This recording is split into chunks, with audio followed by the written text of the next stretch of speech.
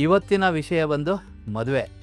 ಪ್ರೇಕ್ಷಕರ ಕೋರಿಕೆಯ ಮೇರೆಗೆ ಮದುವೆಯ ಬಗ್ಗೆ ವಾಸ್ತುವಿನಲ್ಲಿ ಏನೆಲ್ಲ ನೋಡಬೇಕು ಅನ್ನೋಂಥ ನೋಡೋಣ. ಇವಾಗ ವಾಸ್ತುವಿನಲ್ಲಿ ಮದುವೆ ನೋಡಬೇಕು ಅಂತ ಹೇಳಿದ್ರೆ 5 ಅಂಶಗಳನ್ನ ಇದರಲ್ಲಿ ಗಮನದಲ್ಲಿಟ್ಕೊಳ್ತೀವಿ. ಒಂದು ನೆಟ್ವರ್ಕಿಂಗು, ಇನ್ನೊಂದು ಫಿನಾನ್ಸು, ಇನ್ನೊಂದು ಸ್ಟೇಬಿಲಿಟಿ, ರಿಲೇಷನ್ಶಿಪ್ ಅಂತ ಹೇಳ್ತೀವಿ.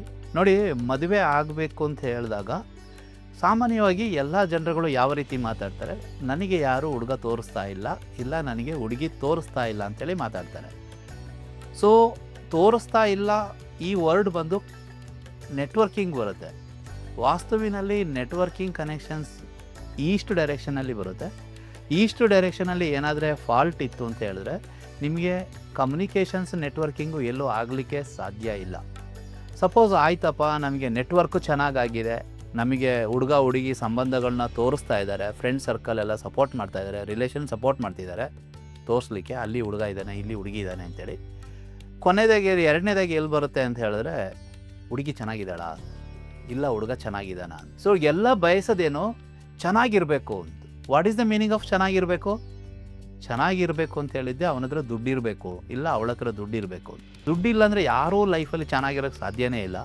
ಈ ಲೊಕೇಶನ್ ಬಂದು ಸೌತ್ ಈಸ್ಟ್ ಡೈರೆಕ್ಷನ್ ಅಂತ ಹೇಳ್ತೀನಿ. ಸೊ ಪ್ಲ್ಯಾನೆಟ್ ಬಂದು ವೀನಸ್ ಇದನ್ನ ಗವರ್ನ್ ಮಾಡ್ತಾರೆ. ಸೊ ವೀನಸ್ ಡೈರೆಕ್ಷನಲ್ಲಿ ಸೌತ್ ಈಸ್ಟ್ ಡೈರೆಕ್ಷನಲ್ಲಿ ಝೋನ್ ಎಕ್ಸ್ಟೆಂಡೆಡ್ ಇತ್ತು, ಝೋನ್ ಕಟ್ಟಿಂಗ್ ಇತ್ತು, ಇಲ್ಲ ವಾಟರ್ ಬಾಡಿ ಬಂದಿತ್ತು, ಇಲ್ಲ ಅಂದರೆ ಬ್ಲೂ ಕಲರ್ ಬಂದಿರುತ್ತೆ, ಏನಾದ್ರು ಒಂದು ಡಿಫೆಕ್ಟ್ ಇದ್ದೇ ಇರುತ್ತೆ.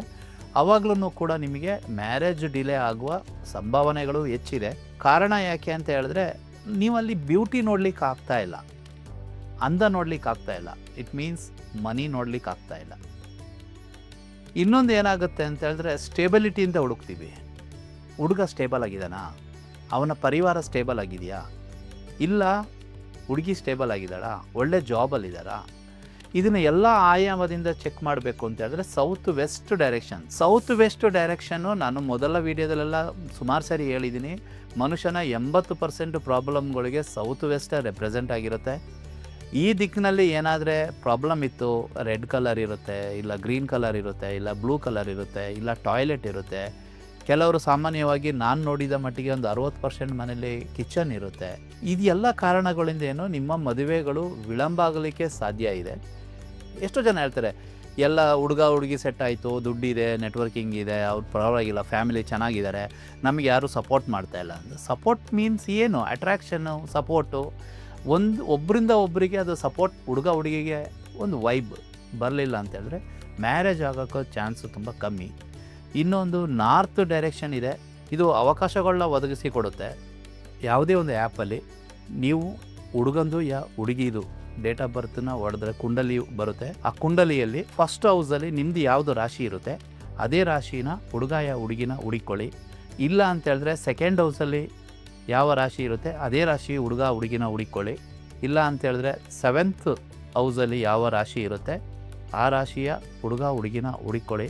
ತುಂಬ ಚೆನ್ನಾಗಿರುತ್ತೆ. ಇನ್ನೂ ಶಾರ್ಟ್ಕಟ್ ಬೇಕು ಅಂತ ಹೇಳಿದ್ರೆ ನ್ಯೂಮರಾಲಜಿ ಪ್ರಕಾರ 1 ರಿಂದ 9 ನಂಬರ್ ಇರುತ್ತೆ.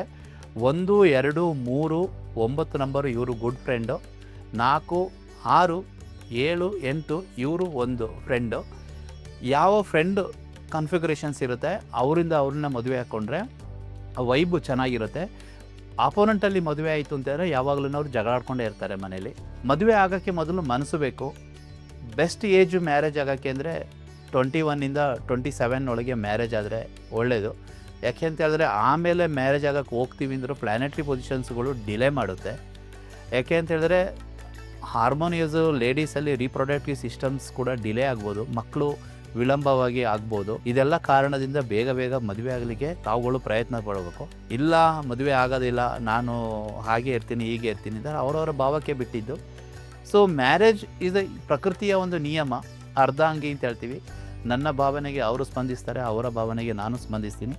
ಇದು ಎಲ್ಲ ಒಂದು ವಿಚಾರಧಾರೆಯಿಂದ ಮ್ಯಾರೇಜ್ ಈಸ್ ಇಂಪಾರ್ಟೆಂಟು. ಹಾಂ, ಇನ್ನೊಂದು ವಿಚಾರ ಹೇಳೋಕ್ಕೆ ಇಷ್ಟಪಡ್ತೀನಿ. ಮ್ಯಾರೇಜ್ ಆಗುತ್ತೆ ವಾಸ್ತುವಿನ ಥ್ರೂ 100% ಆಗುತ್ತೆ. ಬಟ್ ಕನ್ಫರ್ಮ್ ಆಗಿರಬೇಕು ಮ್ಯಾರೇಜ್ ಯಾರಿಗಾಗಬೇಕು, ಅಪ್ಪನಿಗಾಗಬೇಕಾ, ಅಮ್ಮನಿಗಾಗಬೇಕಾ, ಮಕ್ಕಳಿಗಾಗಬೇಕಂತ. ಆ ಕನ್ಫರ್ಮ್ ಮಾಡ್ಕೊಂಡು ಹೇಳಿದ್ರೆ ಅವ್ರದ್ದೇ ಮ್ಯಾರೇಜ್ ಆಗುತ್ತೆ. Thank you for watching. ನಾನು ನಿಮ್ಮ Ravi Kushal Gargandur, professional vastu consultant, Mahavastu Acharya. Thank you.